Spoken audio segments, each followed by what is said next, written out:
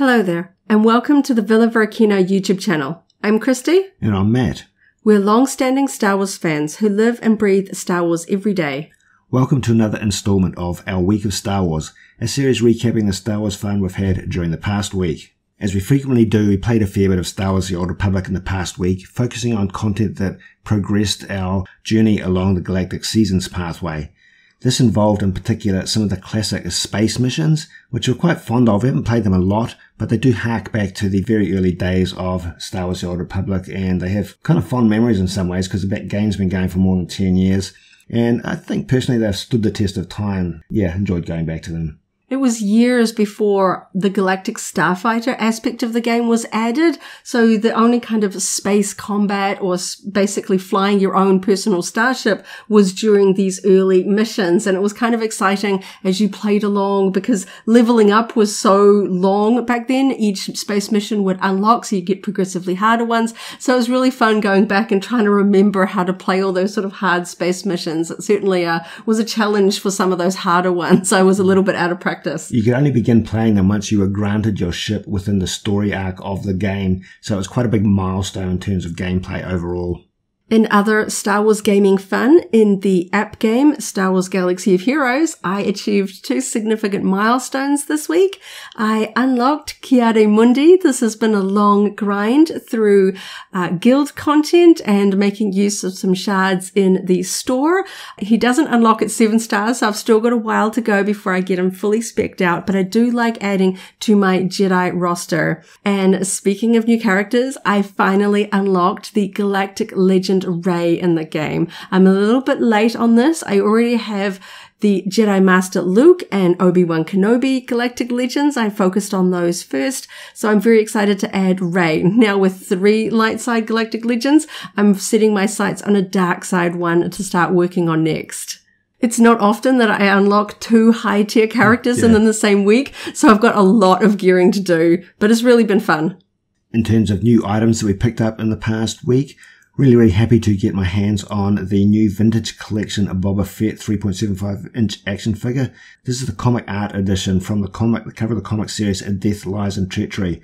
The artwork is by renowned artist Cam Kennedy, who I've been quite a fan of for a very long time. He did the very early Dark Horse Star Wars comic work, the Dark Empire series, but I've known him from the distant past in terms of his work in 2000 AD with Rogue Trooper and even some Judge Dredd material. So this is a great figure. It's quite abundant at the warehouse locally, and they seem to be getting it in solid cases of 8 figures. So it's probably going to be there for a while, but I'm still very happy to have this in hand early and to make sure we've got a nice clean mint version of it for display. I'm not going to open this particular one. Some new arrivals that I'm particularly excited about were a couple of Loungefly bags. I've been waiting for these for a long time. These are inspired by The Phantom Menace, which is a movie close to my heart because, of course, it features Queen Amidala. There were a couple of bags that I was eagerly awaiting, which is a crossbody inspired by Queen Amidala's throne room gown from The Phantom Menace. That is beautiful. There is a Phantom Menace mini backpack and matching wallet, and another crossbody inspired by Princess Leia. These were a long wait. I had seen them available internationally for quite some time. I even saw fans walking around wearing some of these bags at Celebration Europe a while ago now. And I knew that I had them ordered locally, and just international shipping meant that I just had to wait a little bit longer. But they're safe and sound, and I can't wait to do an unboxing of those very soon.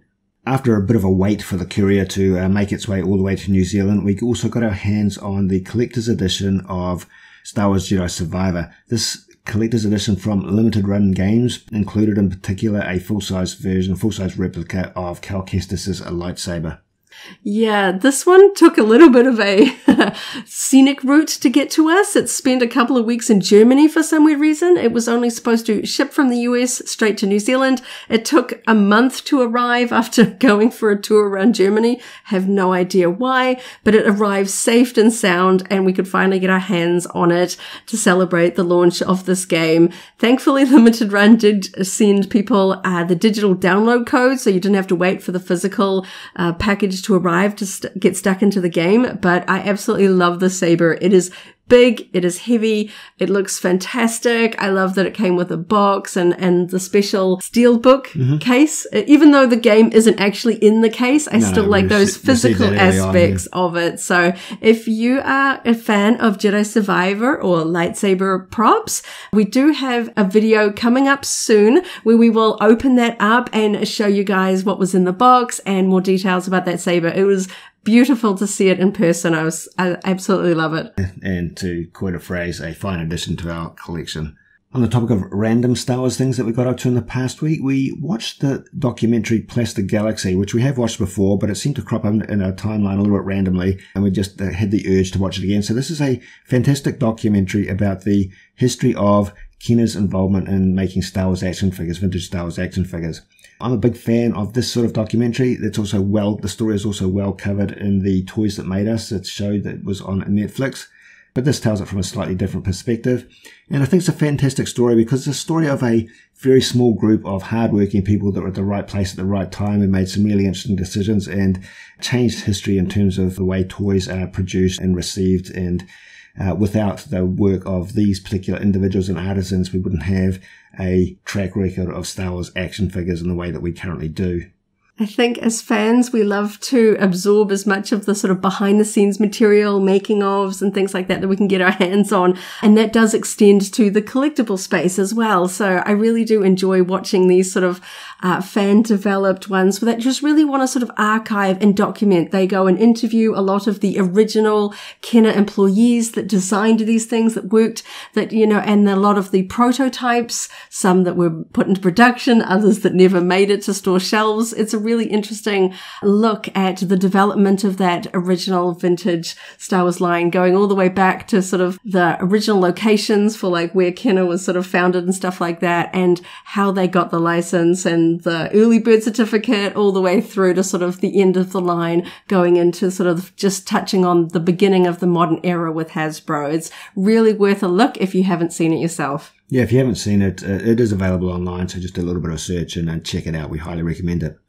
We also got a library book out, a Star Wars library book out this past week. The recent book, Star Wars Timelines, is one that we probably intend to have in our permanent library, but for bigger books like this, particularly reference books, we like to get them out of the library just to check them out first. It's a good way to do it, we find. It's a fairly hefty book from DK Publishing, who have a long track record of Star Wars reference material. This one covers the timelines, the chronology of all the current Star Wars canon material, and it presents it in literal timelines from the prehistory of the Jedi and the Force through to the modern era of movies. But it also takes some snapshot looks at a few specific items and people and their personal journeys within. So there's a few different types of timeline within the book, and it does a really good job of laying out all of that reference material in a nice, easy way to consume and to refer back to if you're embarking on some new novels or a new series, if you haven't watched all of the available series, just knowing where they fit into the Star Wars Galaxy timeline.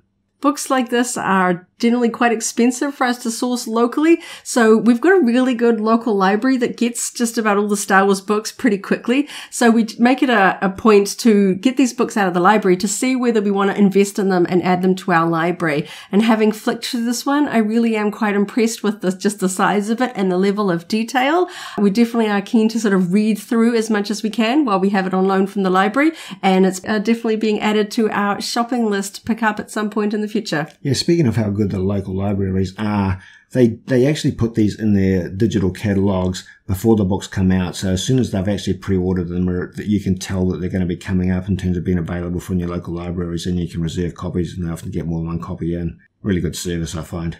Especially useful for books like this, because sometimes we've been excited about a book only to get it from the library and discover it's got more of a youth-minded sort of style to it, and the information in it is sort of basic stuff that we don't necessarily need in a reference book. But this one definitely does look like it's designed for adult fans. Yeah, that's a really good point. I think that's kind of why we just wanted to touch on it here. It is a book that is very comprehensive and very detailed. It's not one of these sort of superficial snapshots of just key events. It is very, very detailed, fantastic level of content. Of course, one of the big highlights this week was that it was the 40th anniversary of Return of the Jedi, which was obviously a big day to celebrate as fans. Of course, we had to sit down and watch the movie. You know, usually we watch original trilogy movies or prequel trilogy movies in order, but we were just getting so much Return of the Jedi content that the urge just really hit us to watch that single movie. Yeah, and alongside that, we also followed along with the Topps Star Wars card trading app. They hosted a watch party where you could sort of follow along with the movie, watching at home with other fans, chatting together and collecting certain cards that sort of match the scenes as you watch the film along. So you got these free digital collecting cards that you could add to your collection, watching the movie together as fans. They don't do this as much as some of the other Topps apps. I know the Disney one does watch parties a lot, but I always do like it when the Star Wars one gets into the mood and it does celebratory events like this. We play Topps Star Wars card trader every day. We like to build our collection as much as we can. So there was quite a lot of cards in this set, and they were, you know, all sorts of really cool characters and scenes. We really did enjoy being able to celebrate the 40th anniversary with some digital collectibles and chatting with other fans online. So the Star Wars Card Trader app, just as an aside, is available as a mobile app on most platforms. And historically, I sort of wondered how it would correspond to the act of collecting physical trading cards, which I've been a fan of since a kid. But as I've gotten more and more addicted to it, it really does give a very similar hit to collecting physical cards in terms of just scratching that itch to collect them all. Yeah, we try and collect sets when we can. We often collect cards just of specific characters that we like, and you can play it completely free. I know some people have probably dived quite down that rabbit hole and invested a lot of money in this, but you can just play it for free, which is how we prefer to play it, because we reserve our sort of collectible spending money for the physical products that we can have on our store shelves. But we do really appreciate that people just really enjoy this and have these really cool cards on their phone. So we also got a couple of YouTube videos up on the Varykino YouTube channel in the past week. Not as many as we sometimes do, because we did have a busy week that had a lot of things on our plate in terms of just enjoying Star Wars in different ways. But Christy put together the new Death Star 2 Lego set that we picked up around May the 4th. This was a promo set. Yeah, because it is a Return of the Jedi Death Star 2 set celebrating the 40th anniversary, I decided that I wanted to save that and build that on the 40th anniversary of Return of the Jedi. It's just sort of like a bit of a celebratory anniversary activity. So I recorded myself doing that. It was a little bit of a time lapse. It was really quite a fun build. I think it looks really cool. And I'm still quite impressed that this was a free set. You know, I think it looks really cool. If I'd seen it in a store, I probably would have bought it. So I really enjoyed that. And we also opened up the Ned B Black Series 6-inch figure from the Obi-Wan Kenobi series. Now, we've had this sitting around for a little while, to be honest, but we just got around to opening it. This was one we definitely wanted to open and convey that on video as well, because it comes in Hasbro's windowless plastic-free packaging. So we didn't really know exactly what we would find when we got inside the box. Yeah, it's a good figure, pretty much as we expected, even though there is no window in the box. A little bit fiddly putting his backpack on, but otherwise I think he looks cool. He poses better than I thought he might, because he's kind of top heavy, but he's very cute, and I'm looking forward to building a Obi-Wan series display space with more figures from this range. So both those videos are also on our Varykino channel.